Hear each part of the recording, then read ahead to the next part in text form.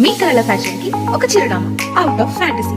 నిషా అగర్వాల్ గారి ఆధ్వర్యంలో kurtis, saris, lehengas, co-ord sets, cotton suits, partywear dresses, partywear saris, Indo western dresses and bedsheets అందుబాటులో ఉన్నాయి. అంతేకాదు travel bags, Tanjore paintings, organising kits and pouches, imported items and many more. మరిన్ని వివరాల కోసం మా స్టోర్ ని సంప్రదించండి. లొకేషన్ వచ్చేసి ముకరం చౌరస్తా, జగదాంబ కాంప్లెక్స్, మంచిర్యాల.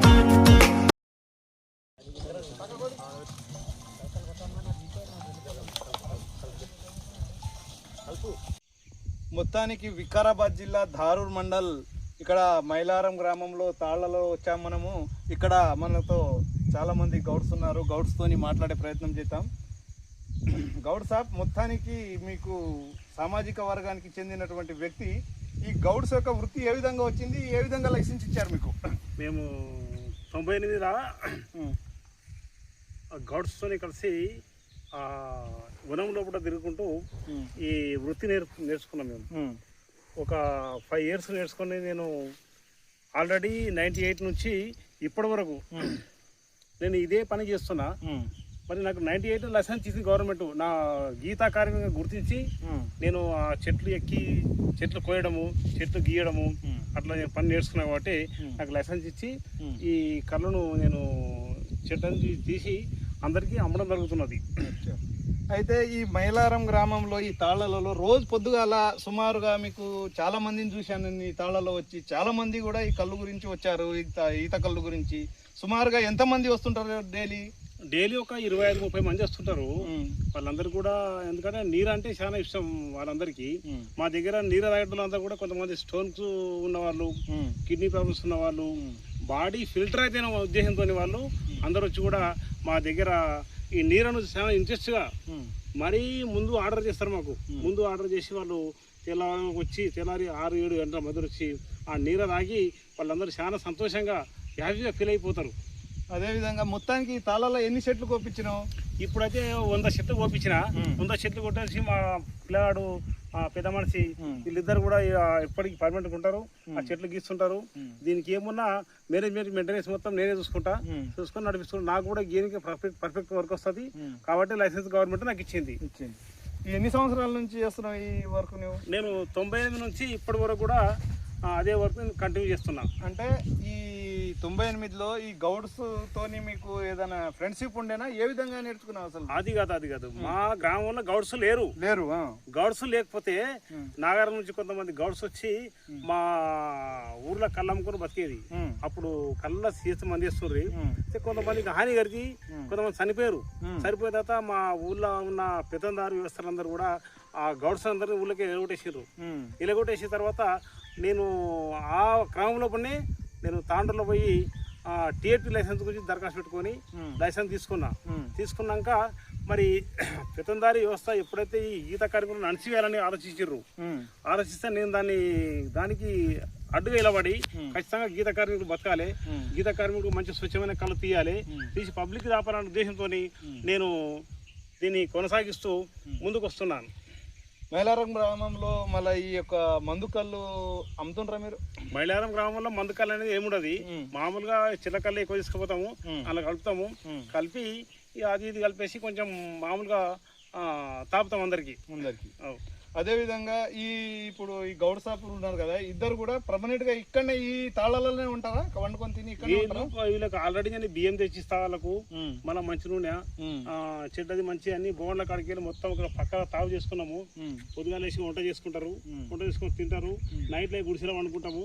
వండుకొని నేను కూడా వచ్చేసి అంతా ఈ కళ్ళు తయారు చేసి ఇక్కడనే పర్మనెంట్ ఉంటాము. ఎప్పుడన్నా వీలైతే ఊళ్ళకి పోయి ఏమన్నా సబ్బుకో దానికి దీనికి బీడులో పోదరు మా పిల్లగాడు పోయి తెచ్చుకుంటాడు. తెచ్చుకున్న తర్వాత ఇక్కడనే ఉంటారు.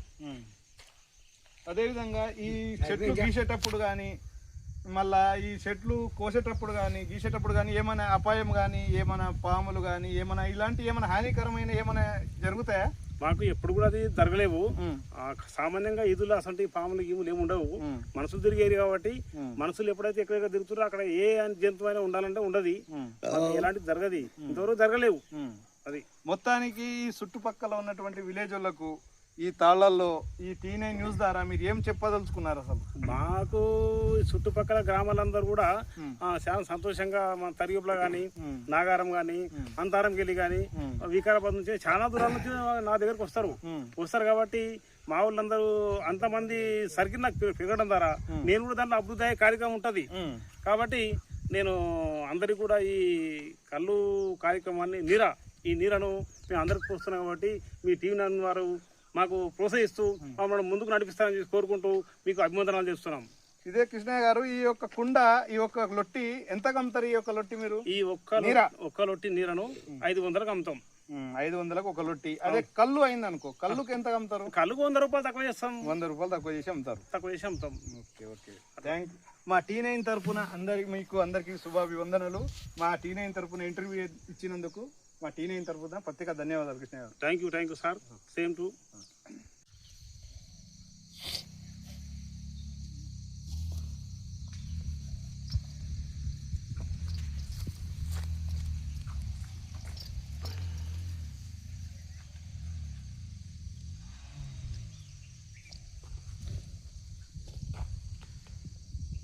ఇది తాతయ్యనా?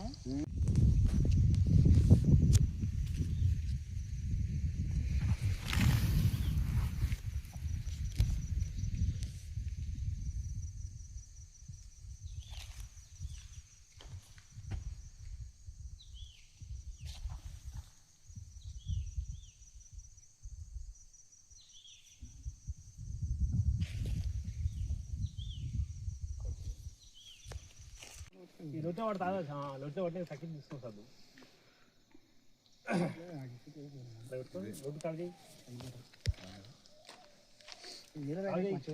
నీరు తాగదు మరి.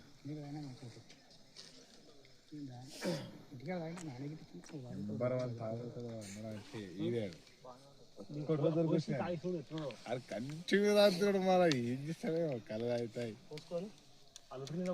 ఎవరు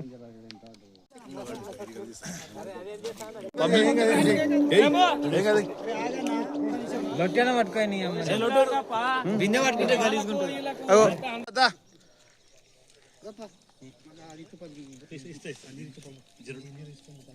నీరు ఇస్తావా? నీకు మంచి నీరు అయిపోయా.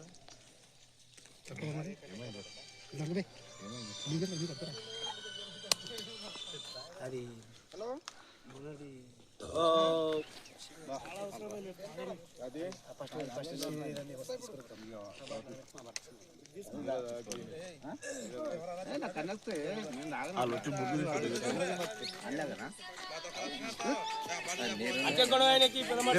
బయటికి రాను, బయటికి రాను.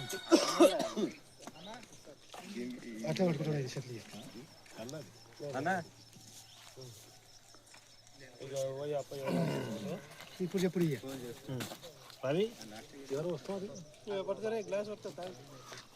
ఆడికి పోయి డబ్బా ఆడ అడిగింది.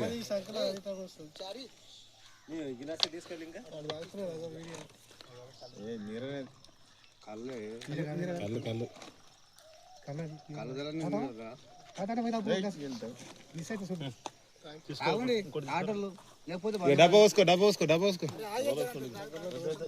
మనకు నీరే కాదు. హలో, ఏమైతుంది కళ్ళది?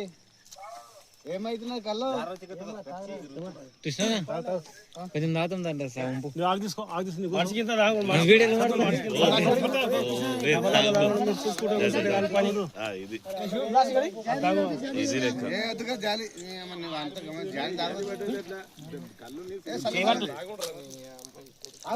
అమ్మ తాగురా.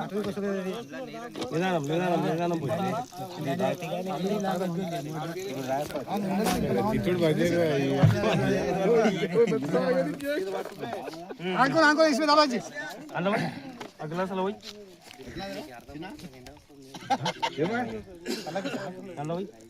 సలకు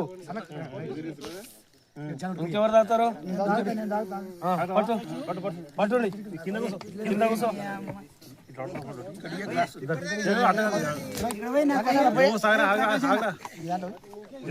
ఎప్పుడు వస్తా నీకు వస్తలేదా పైనకి?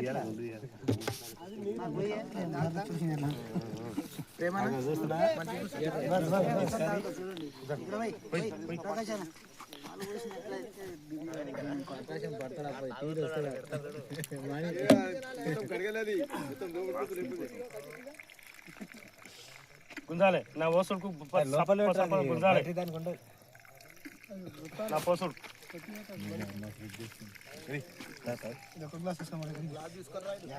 అరే